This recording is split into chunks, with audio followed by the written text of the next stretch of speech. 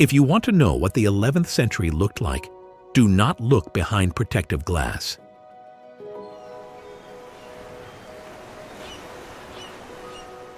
Stay here with us. This is original architecture, preserved intact rather than reconstructed.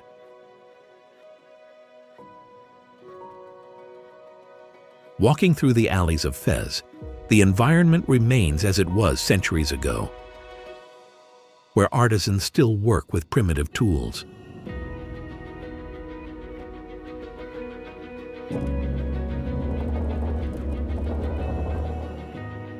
Under the night sky, the Milky Way illuminates the desert like an ancient celestial map.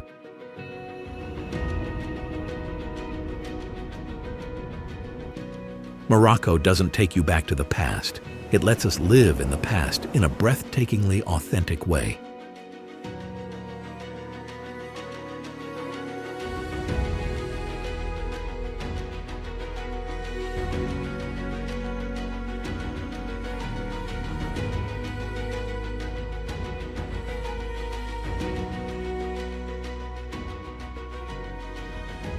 And nowhere is that raw authenticity more vivid than in the ancient heart of Fez,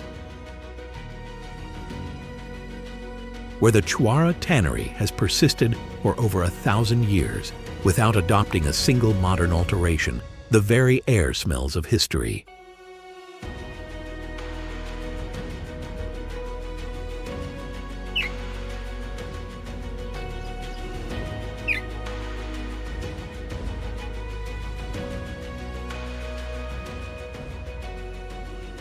In continuous operation since the 11th century, the site maintains a production process completely untouched by modern industry.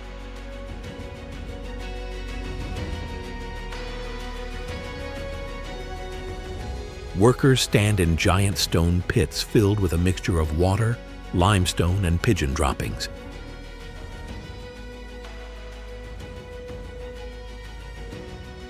A key ingredient containing ammonia, an essential element for naturally softening leather. The smell is strong and unmistakable, but it is this raw, chemical-free technique that produces some of the finest handcrafted leather in the world. To withstand the intensity of this scent, visitors are often given a sprig of fresh mint before looking down into the dying pits.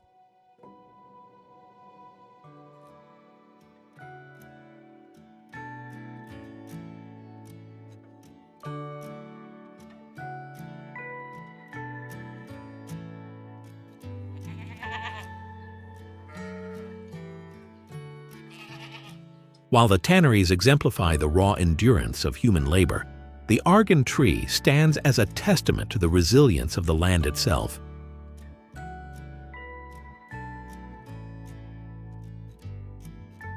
Found only in the semi-deserts of Morocco and a small corner of Algeria, the argan tree is inseparable from this soil.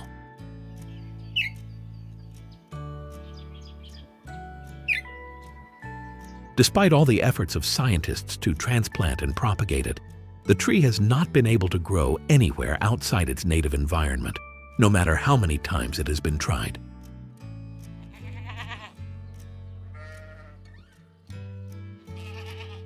It thrives only in this harsh environment, producing a fruit whose oil has become known around the world as liquid gold.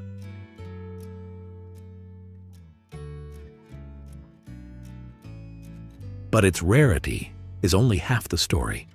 The true value lies in the labor.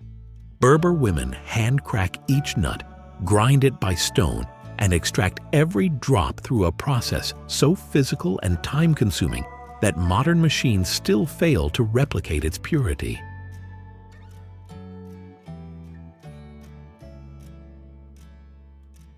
It is a beauty born from hardship, a product that the world can only enjoy thanks to Morocco's unique soil conditions.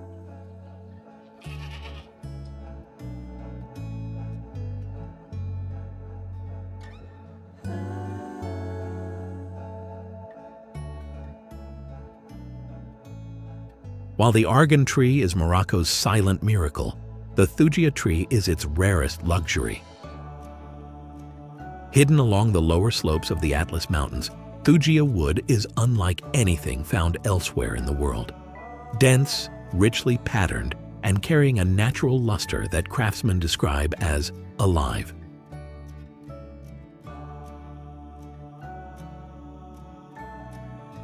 Its grain is so intricate and so uniquely Moroccan that luxury car makers like Rolls-Royce, Mercedes, and BMW have spent decades seeking it out for their highest-end interiors.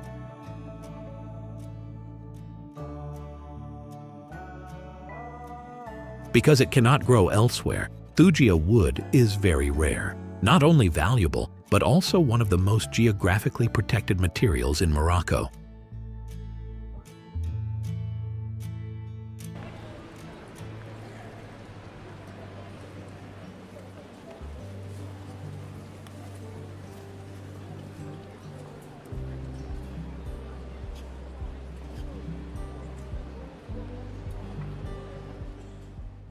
Morocco's mountains and deserts reveal quiet wonders, but it's Jama el-Fna that takes the country's chaotic pace and makes it come alive.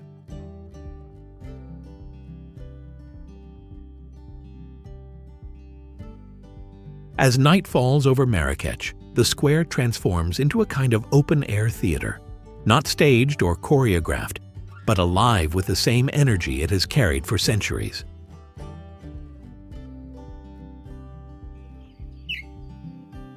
Here, traditions that should have disappeared with the Middle Ages continue in full view.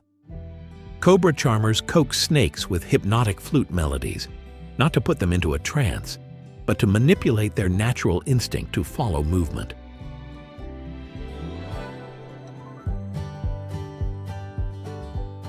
The snakes cannot actually hear the music. Instead, they respond to the sway of the flute and the rhythm of the performer's body.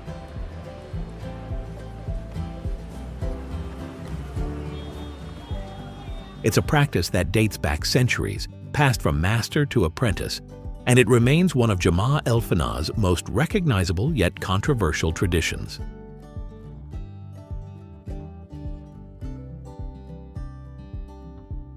And on the edge of the square, itinerant dentists lay out piles of extracted teeth as proof of their skill, offering on-the-spot extractions without anesthesia.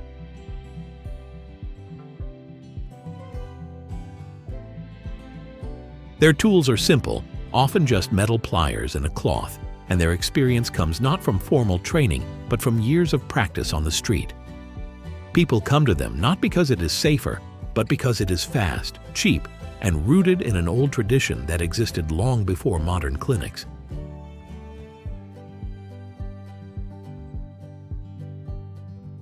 It's loud and chaotic, but it's a scene that feels more like stepping into a living piece of Morocco's past.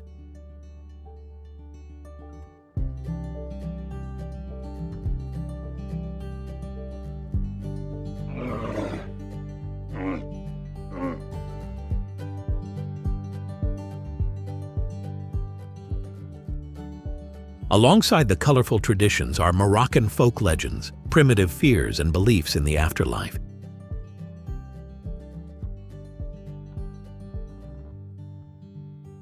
The most prominent is the name Aïcha Kandisha. Across Morocco, belief in jinn is woven into daily life, especially in rural areas where old stories are preserved with remarkable clarity.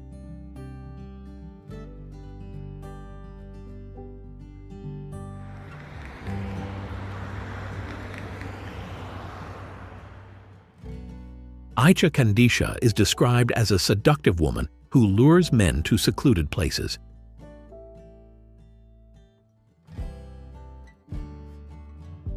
But by the time they realize it is too late, her lower body ends with the legs of a goat or a camel. For generations, her name has carried such weight that many Moroccans refuse to say it aloud after dark, fearing that simply calling it might draw her attention.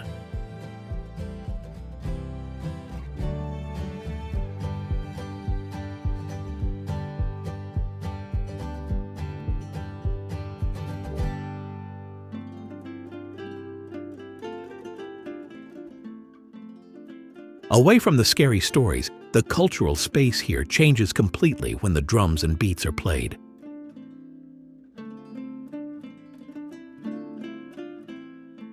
This is when Dawa appears, bringing with it a vibrant energy and the ability to soothe the soul. Emerging from the spiritual heritage of Afro-Moroccan communities, Gnawa is not just music, it is a lineage sustained and passed down through generations.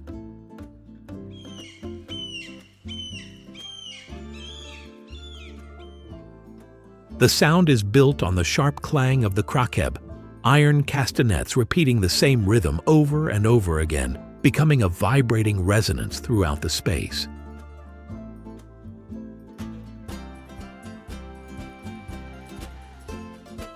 During the nighttime Lila ceremonies, the repetition deepens. Voices rise and fall over the steady pulse, and participants believe the music can draw them into a trance-like state, one that helps release emotional weight or reconnect with the unseen layers of the world around them. For outsiders, it may look like a performance. For those raised within the tradition, Gnawa is a form of healing that predates modern language to explain it.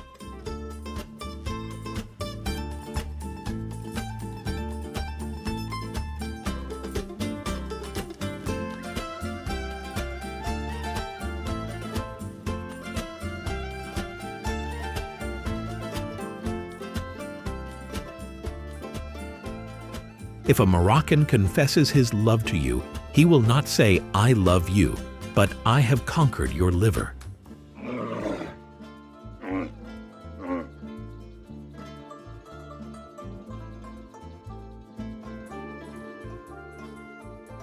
A difference from the world. Where many cultures elevate the heart as the symbol of love, Morocco gives that meaning to a far more unexpected organ, the liver.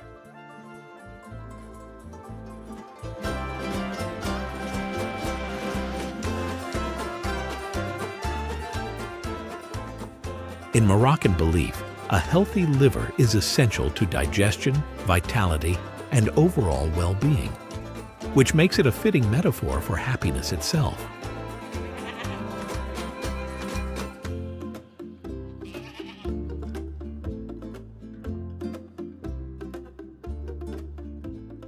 Over time, the organ became tied to affection, sincerity, and emotional depth. That's why one of the most common expressions of love here isn't about capturing someone's heart. It's about winning their liver.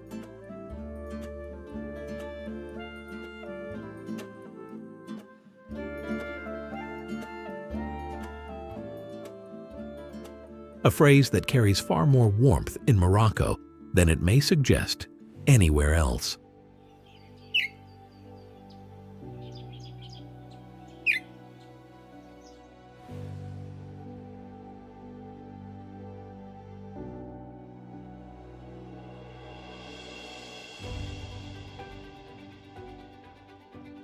Away from folk tales, we are about to enter a landscape that awakens all the senses. Erg Chebi.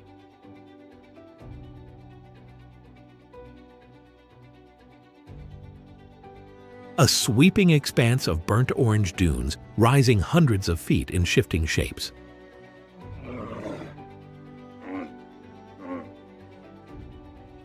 At sunrise, the sand turns soft pink. By sunset, it glows a deep, fiery red, colors that change not with filters or tricks of the eye, but with the angle of the desert light itself.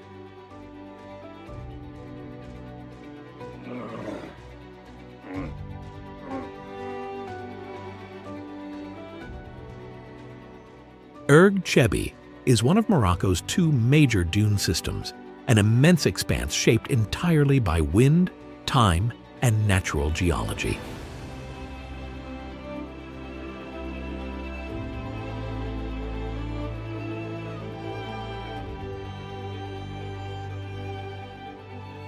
The magic of Erg Chebi really begins when the sun sets. Surrounded by the pristine darkness of an isolated dark sky zone, the space becomes the perfect backdrop for the stars.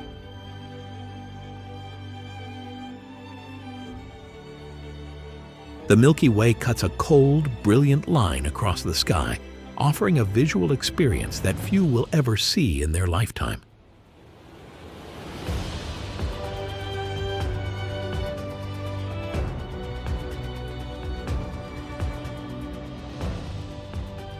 As the wind sweeps across the slopes or triggers torrents of sand to slide down cliffs, the simultaneous friction of billions of crystals creates a mysterious acoustic phenomenon. It is a deep, resonant sound, like a giant bass note rolling steadily through the silence of the desert.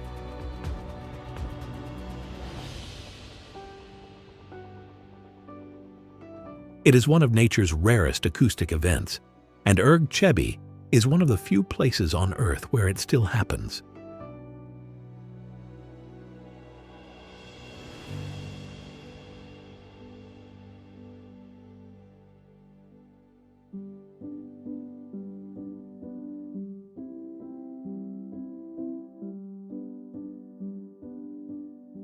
The further inland you go, the narrower the road becomes, winding paths clinging to the cliffs.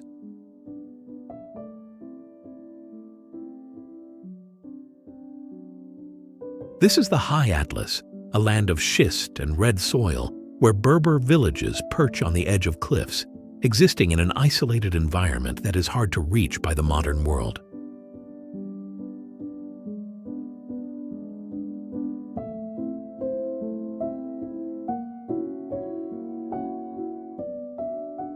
The High Atlas Range forms the spine of Morocco, and at its center stands Jebel Toubkal, the highest peak in North Africa, rising to more than 13,600 feet.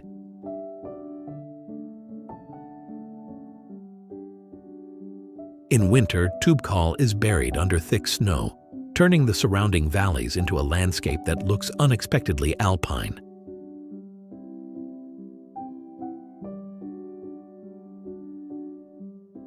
It was this site that broke the stereotype that Africa was all heat and desert. Summer brings a different contrast. Temperatures soar, the cliffs glow in the sun. But between the ridges, lush green valleys appear almost from nowhere.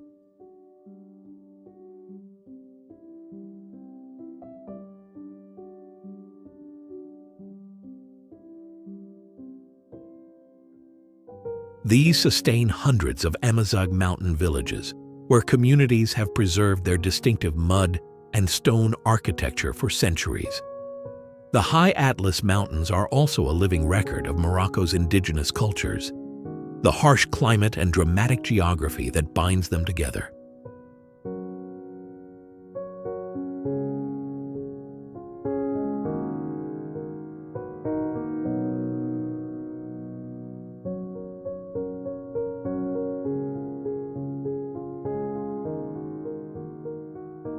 From the dense green valleys of the Rif Mountains emerges one of Morocco's most striking natural formations, God's Bridge.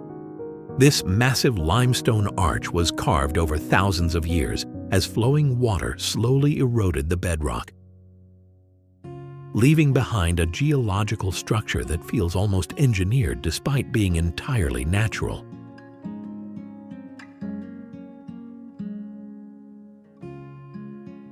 Towering several stories high, the arch links two moss-covered cliffs, with a clear, cold stream running quietly beneath it.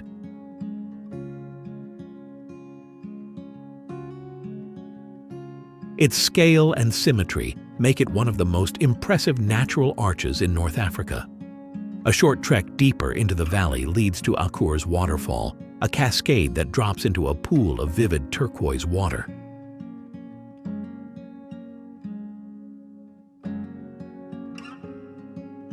The contrast is tropical hues against the rugged, arid, mountainous terrain. This area feels like a retreat, a surprising beauty hidden within the Rif Mountains, and is one of Morocco's most rewarding nature retreats.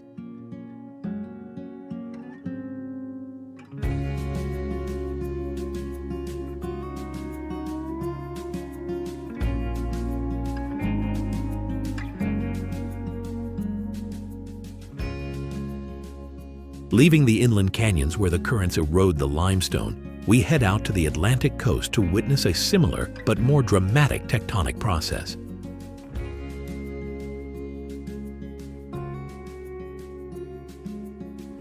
At Legzira, huge waves have been crashing against the sandstone cliffs for thousands of years, carving out huge red brick domes that tower above the sand.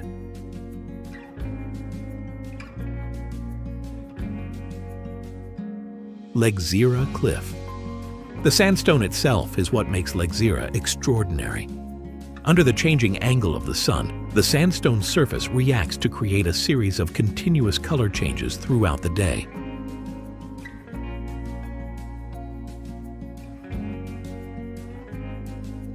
The rock changes from a bright fiery orange in the morning to a deep crimson at noon, and finally covers itself with a hazy purple layer at sunset.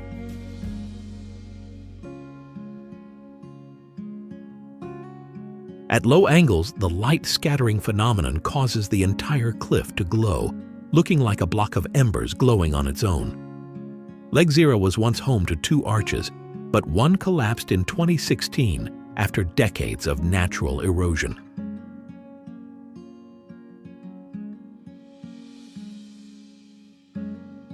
The surviving arch is now an outstanding example of coastal geology, illustrating both the durability of sandstone blocks and their vulnerability to natural erosion.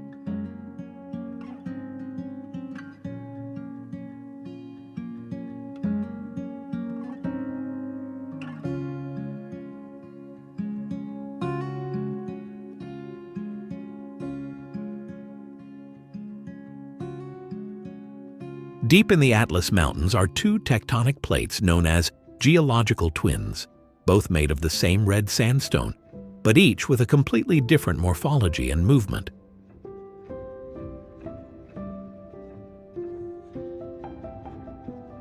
Todra Gorge presents the more dramatic profile of the 2. Its vertical walls rise nearly 1,300 feet, narrowing the passage at certain points to only 30 to 60 feet across.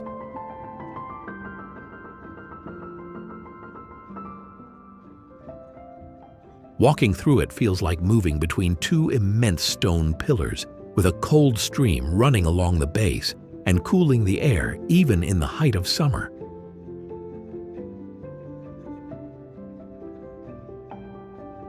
The contrast between the towering cliffs and the narrow floor creates one of the most striking natural corridors in Morocco. Unlike the vertical structure of the narrow canyons, Dade's Gorge opens up a majestic horizontal space.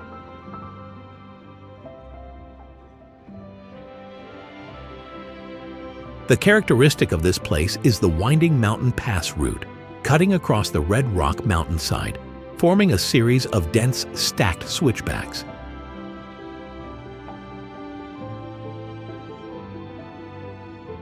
This is considered one of the most dangerous mountain roads and possesses the most impressive geometric structure in Morocco. Along the gorge, erosion has sculpted the sandstone into unusual, almost architectural shapes, including the well-known formations known as the monkey fingers. Todra and Dades together portray 2 very different personalities of the Atlas Mountains, one majestic and vertical, the other sinuous and winding.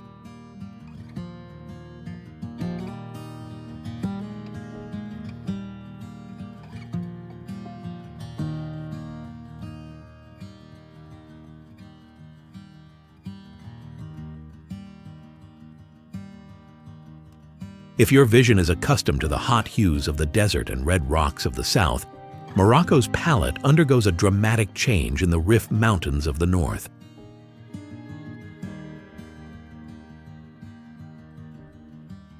Nestled between rugged limestone peaks is Chefchaouen, a monochrome architectural maze where thousands of houses, from walls, staircases, doors, alleys, are covered in hundreds of shades of blue, from indigo to cyan.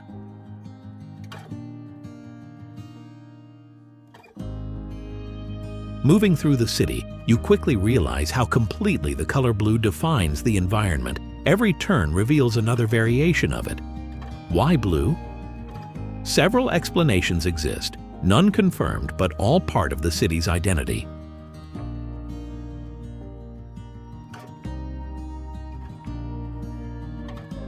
One traces back to the 15th century Sephardic Jewish community, who painted their homes blue as a reminder of the sky, spirituality, and a connection to the divine.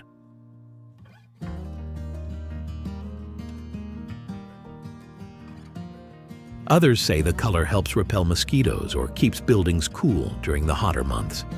Whatever its origins, Chefchaouen's blue palette has become one of Morocco's most distinctive visual hallmarks. Even the small Medina market, which sells a wide variety of textiles and handicrafts, stands out against the city's signature blue backdrop thanks to its rich brocade colors.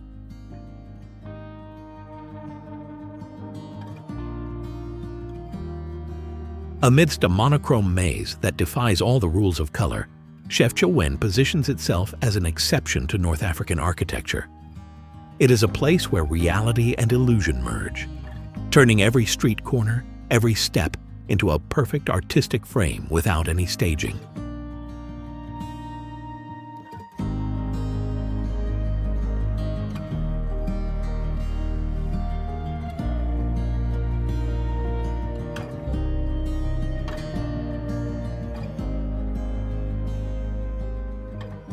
Chefchaouen is a surreal dream, while Ait Ben Haddou is the embodiment of epic memories.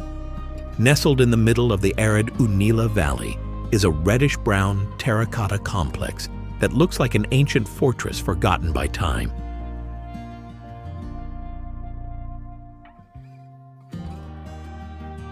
Every structure here, from the defensive walls to the multi-story dwellings, is made from a mixture of clay and straw, shaped into tiered forms that rise along the hillside without the use of cement or modern materials.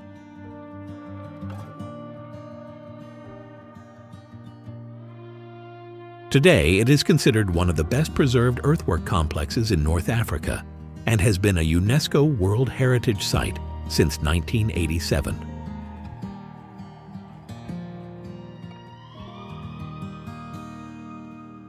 What makes Ait Ben Haddou special is its integrity. The layout, the walls, the watchtowers, the narrow alleys all still reflect the architecture that has existed in this area for centuries.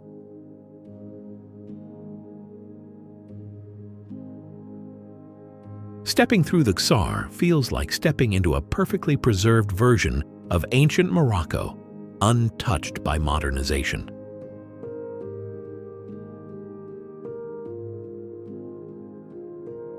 Its authenticity is also why Ait Ben Haddou has become one of the world's most frequently used natural film sets.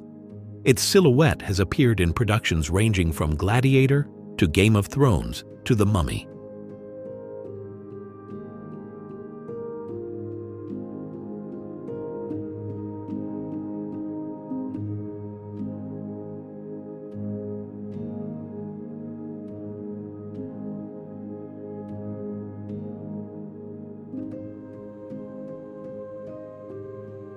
Few buildings in Morocco are as instantly recognizable as the Hassan Siou Mosque, which sits in a prime location on the Atlantic coast.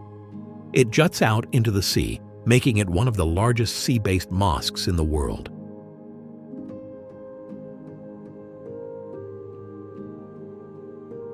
It has become the defining landmark of modern Morocco, not only for its scale, but for the craftsmanship embedded in every surface. Its minaret rises to nearly 700 feet and remains one of the tallest ever built.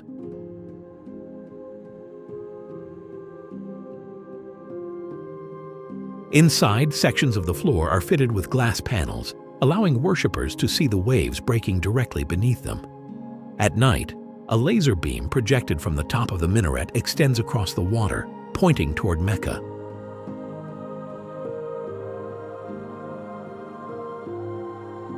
The building's details reflect the highest level of Moroccan artisan work: intricate Zeli tile mosaics, carved Atlas cedar ceilings, polished white marble columns, and monumental bronze doors, all produced by more than 6,000 craftsmen.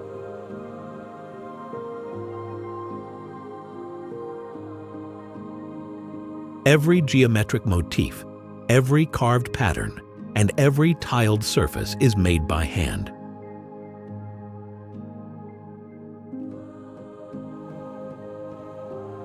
Among Morocco's modern structures, the Hassan Siou Mosque stands out not for technology or scale alone, but for how convincingly it unites traditional craft with contemporary ambition.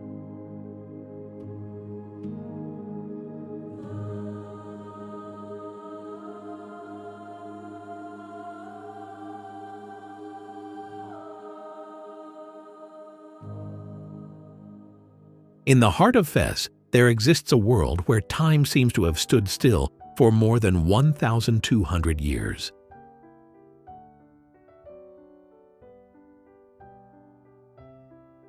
The Medina Fez El Bali is not only the largest medina in Morocco, but also the largest surviving medieval labyrinth on Earth.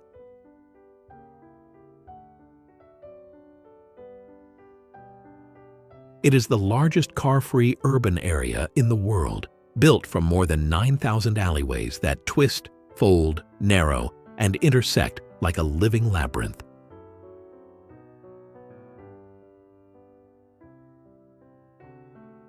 There are no straight lines here, no open roads, and no vehicles, only donkeys carrying goods, metalworkers shaping brass in small workshops.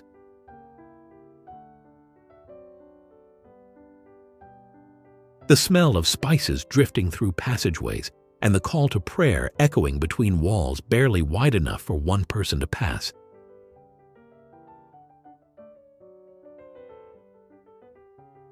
Google Maps is completely useless here, and even frequent visitors can get lost in minutes. Many of the alleys are as narrow as a donkey's back, and entire sections are only familiar to residents who grew up in this maze.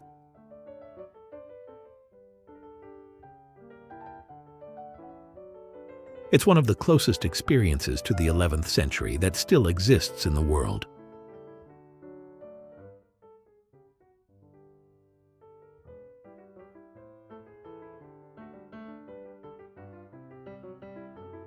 Inside the Medina stands another historic landmark, Al-Qarawiyyin University, founded in 859 and recognized by Guinness World Records as the oldest continuously operating university in the world.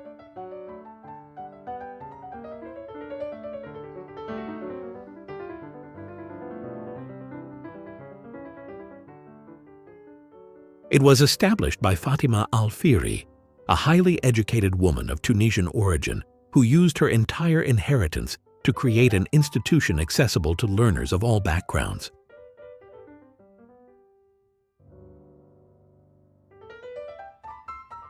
The Al-Qarawiyyin Mosque forms the core of the complex, a historic structure that has expanded over centuries and remains one of the most important religious and scholarly institutions in Morocco.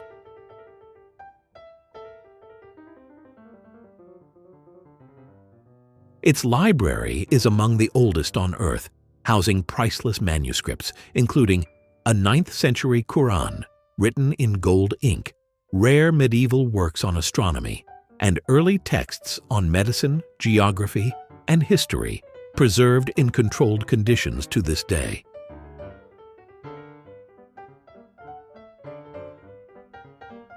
It served simultaneously as a mosque, a university, and a community hub, an architectural layout that reflects how education and faith were once inseparable in the Islamic world.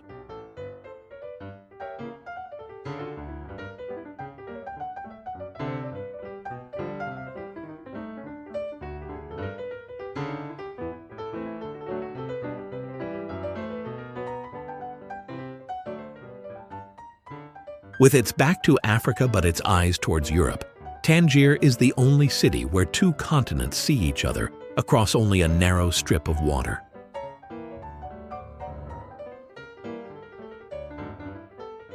From its coastline, Spain is visible on clear days, making the city feel less like a border and more like a crossroads. Just outside the city lies Cap Spartel, the westernmost tip of North Africa.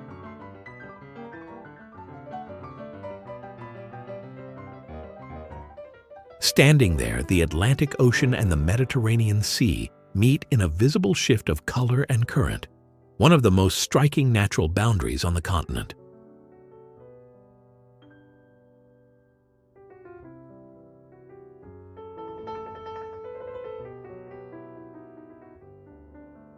The Spartel Lighthouse, perched above the headland since the 19th century, marks this transition point where two vast bodies of water converge.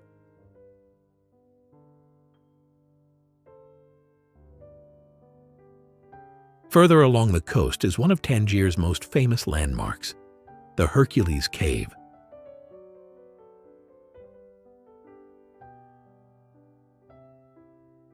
The opening of the cave resembles the outline of the African continent in reverse, a shape that has become iconic.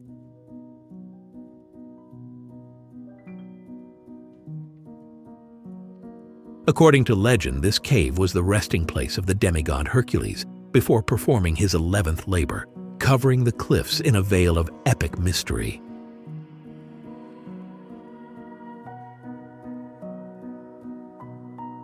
From the dark heart of the cave, the view through the window of Africa opens up to the endless blue of the Atlantic Ocean, creating a silhouette between rock and water.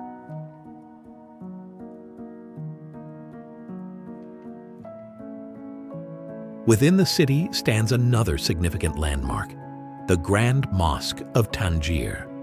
Originally a Portuguese church during the colonial period, when Morocco regained control of Tangier in the late 17th century.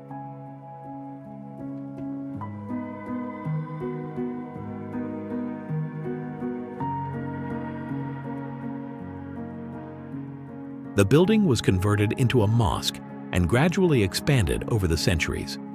Today, it reflects a distinctive blend of Moroccan and Andalusian architectural heritage, seen in its white and green square minaret, its finely detailed zelly archways, the traditional tiled courtyard, and the geometric motifs common across North Africa.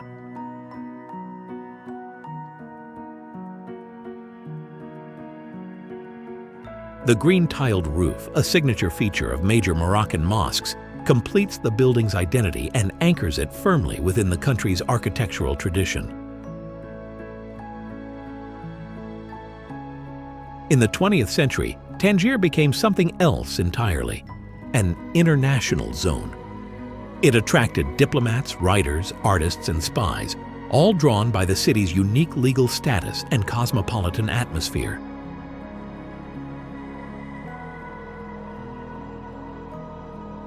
That legacy still lingers in its architecture and its blend of European and North African influences.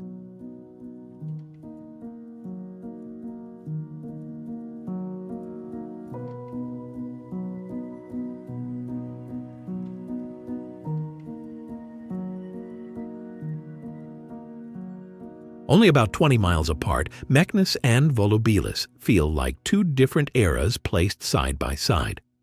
One represents Morocco's imperial age, the other its ancient Roman past. They give the region a historical depth rarely found elsewhere in North Africa.